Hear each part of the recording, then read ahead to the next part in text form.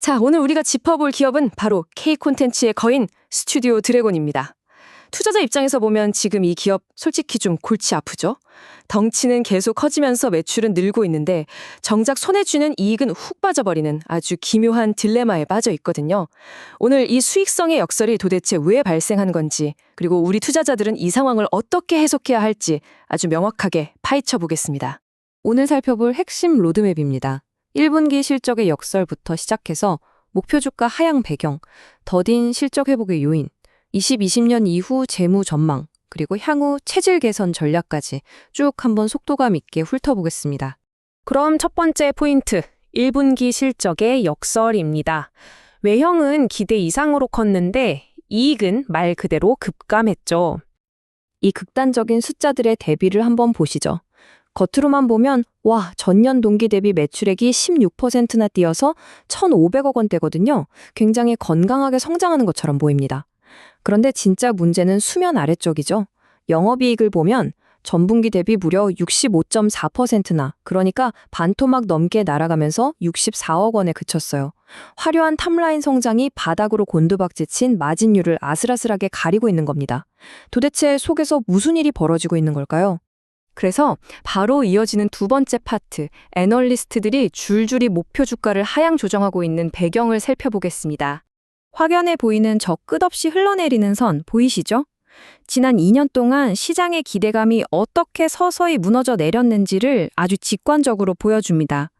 한때 K콘텐츠 대장주로 불리던 영광이 무색하게 지금은 단순한 조정을 넘어서 지속적이고 강한 하방 압력을 받고 있다는 게 여실히 드러나고 있습니다. 여기서 가장 뼈아픈 대목은 이겁니다. 증권가에서도 제작 물량 자체가 회복되고 있다는 건 인정하거든요.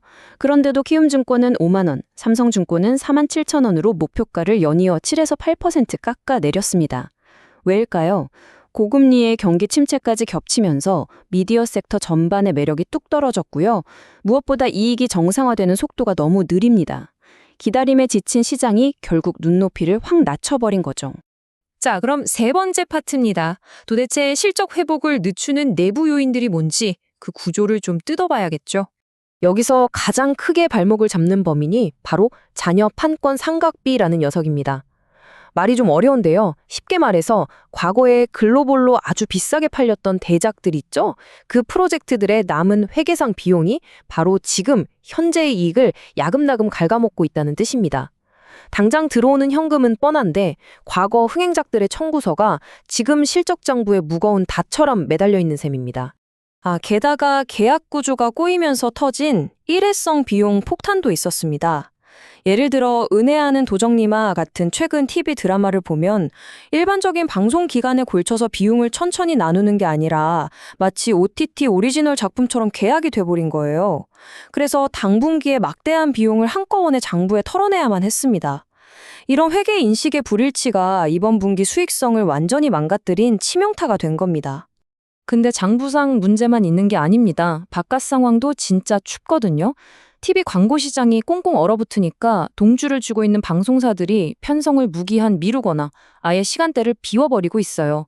캡티브 채널들이 지갑을 닫아버리니 회사 입장에서는 결국 제작비 단가가 엄청나게 높은 텐트폴 OTT 프로젝트에 주로 의존할 수밖에 없는 겁니다. 돈은 많이 드는데 남는 건 얇은 구조적 악순환이 고착화되면서 발목을 꽉 잡고 있는 거죠. 그럼 이제 네 번째 파트, 2026년 이후의 재무 전망으로 넘어가 보겠습니다. 이 험난한 고비를 넘기면 숫자가 좀 나아질까요? 이 추정치 변경표를 한번 눈여겨보시죠. 아주 극명합니다. 매출 전망치를 보면 6,470억 원으로 기존 예상치랑 거의 똑같이 굳건하게 유지가 됐어요. 근데 핵심은 그 아랫줄입니다. 주당 순이익인 EPS와 영업이익 전망치가 가차없이 두 자릿수 비율로 싹둑 잘려나갔습니다. 덩치는 어떻게든 유지하겠지만 투자자들이 실제로 챙길 수 있는 실속은 훨씬 줄어들 거라는 냉정한 시장의 평가가 반영된 숫자들입니다.